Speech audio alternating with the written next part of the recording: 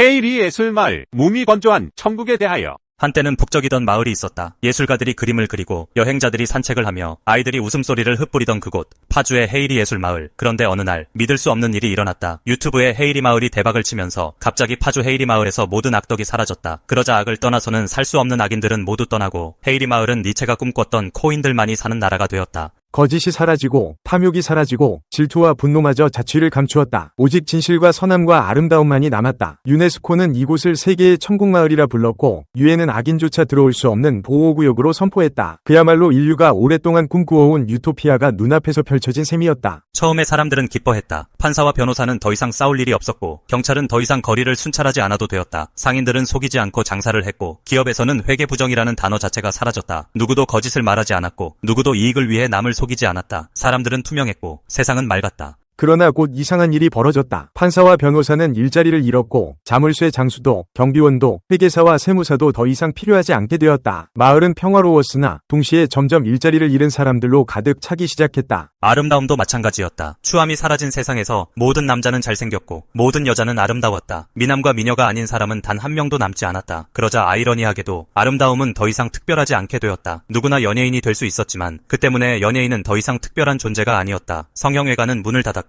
못생겼다는 말조차 역사 속에서 사라졌다. 아름다움이 모두의 얼굴이 되자 아름다움은 더 이상 가치가 되지 못했다. 지혜도 그랬다. 사람들은 모두 소크라테스처럼 지혜롭게 되었다. 누구도 어리석지 않았고 모든 문제에는 합리적인 답이 있었다. 논쟁은 필요 없었다. 그러나 삶의 묘미도 성장의 계기도 사라졌다. 고민할 이유가 없고 좌절할 필요가 없고 넘어졌다 일어설 필요도 없는 삶은 빛나는 듯 보였지만 실은 무미건조한 허공과도 같았다. 루소가 말했던 고귀한 야만인의 모습이 다시 태어났다. 사람들은 사회의 오염과 제도의 굴레에서 벗어나 자연 속에서 평화롭게 살았다. 그러나 선택지가 사라진 삶은 자유가 아니라 단조로운 숙명이었다. 모든 이가 같은 길을 걷고 같은 삶을 살았다. 그 속에서 자유의 의미는 희미해졌다. 그리고 마침내 영원한 축제의 나날이 사람들을 지치게 만들었다. 별빛 아래에서 속삭이던 사랑도 아침 이슬에 빛나던 꽃도 더 이상 경이로움이 아니었다. 처음엔 눈부셨던 평화가 시간이 흐를수록 무거운 족쇄처럼 느껴졌다. 갈등 없는 세상은, 도전 없는 삶은 결국 권태라는 그림자를 불러왔다. 사람들은 과거를 그리워하기 시작했다. 텔레비전을 보며 욕설을 퍼붓던 시절, 정치에 분노하며 삿대질하던 시절, 이웃과 티격태격 다투던 날들을 떠올렸다. 다툼과 경쟁, 질투와 욕망이 가져다주던 불꽃 같은 생기가 사라지자 그들은 차라리 타락을 갈망했다. 악덕이 사라지자 경제도 함께 주저앉았다. 투기와 편법, 탐욕이 사라진 자리에 남은 것은 무욕의 평화였으나 그 평화는 무동력이었다. 장사는 침체되었고 부동산 거래는 끊겼으며 사람들은 점점 가난해졌다. 사치가 사라지니 풍요도 사라졌다. 실업자가 늘어나고 마침내는 굶주림이 찾아왔다. 그제야 사람들은 깨닫기 시작했다. 천국이란 결코 악이 완전히 사라진 곳이 아니라고. 선과 악이, 아름다움과 추함이, 지혜와 어리석음이, 고통과 기쁨이 얽혀 있을 때만 삶은 진정으로 생생해진다고. 악은 선을 돋보이게 하고 결핍은 풍요의 가치를 드러내며 고통은 치유를 빛나게 한다. 인간은 불완전 속에서만 의미를 창조할 수 있는 존재였다. 헤이리 예술마을의 무미건조한 천국은 결국 우리에게 묻는다. 정말 우리가 원하는 세상은 악이 전혀 없는 세상일까? 아니면 불완전과 모순 속에서도 스스로 길을 찾아가는, 바로 지금 우리가 살아가는 이 불완전한 현실일까? 어쩌면 진정한 낙원은 저 먼 곳이 아니라 삶의 모순과 갈등을 껴안고도 꿋꿋이 살아가는 우리의 하루하루 속에 숨어있는 것인지도 모른다.